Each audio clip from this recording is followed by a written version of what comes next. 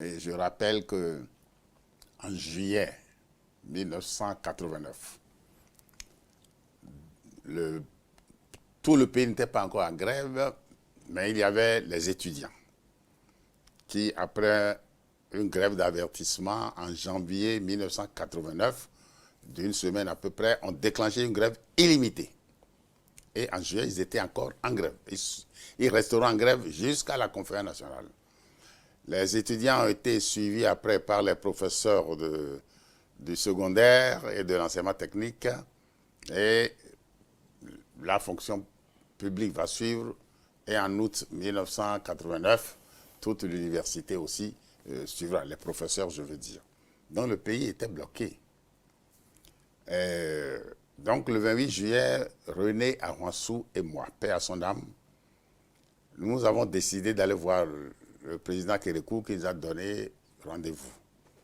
Et nous lui avons dit que son régime a échoué et que le monde aspire vers la démocratie, qu'il faut qu'il tourne la page et qu'à la libéralisation de l'économie entamée par les accords d'ajustement structurel que le Bénin avait signé en mai et juin 1989 avec la Banque mondiale et le FMI, il fallait faire correspondre la libéralisation des superstructures, c'est-à-dire, moi c'est un langage marxiste auquel je suis habitué, l'infrastructure, la superstructure, c'est-à-dire la liberté publique, les droits de l'homme, l'administration, la gouvernance, le fonctionnement d'ensemble du pays devait être libéralisé aussi et que les citoyens puissent recouvrer leur liberté, que le parti unique soit dégagé de l'État et que la voie politique soit ouverte au multipartisme.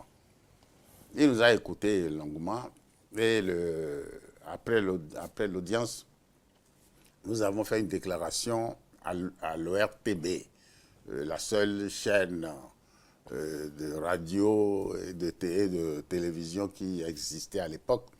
Notre enregistrement a été enregistré par Feu Clément Huenotin, paix à son âme.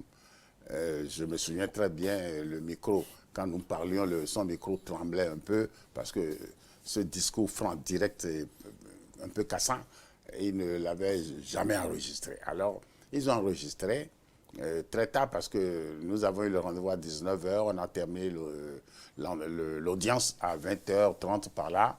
Donc, ils ne pouvaient pas diffuser à l'émission de 20h. Mais la nuit à 23h, il n'a pas diffusé non plus. Le lendemain à 6h, il n'a pas diffusé non plus parce que ces journalistes attendaient à ce qu'on leur dise de ne pas diffuser nos propos. Parce que c'était souvent ça quand ils recueillent des déclarations de ce genre à la sortie de l'audience du chef de l'État. On leur téléphone après pour dire ne diffusez pas. Donc ils ont attendu jusqu'à midi. Et puis bon, ils s'attendaient à recevoir les instructions, ils n'ont pas reçu. Et puis bon, vers midi, ils se sont dit, mais qu'est-ce qu'on fait? Ils ont appelé leur responsable syndical qui était Agbota Sébastien. Et Agbota est arrivé, ils lui ont dit, mais on a enregistré un élément, on va faire écouter. Agbota a écouté jusqu'au bout.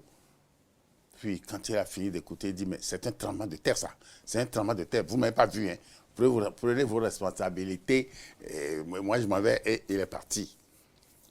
Et puis les gens ont lancé à l'émission de 13h, 13h30, je ne sais plus, ils ont lancé notre déclaration. Il faut dire que ça a eu un double effet.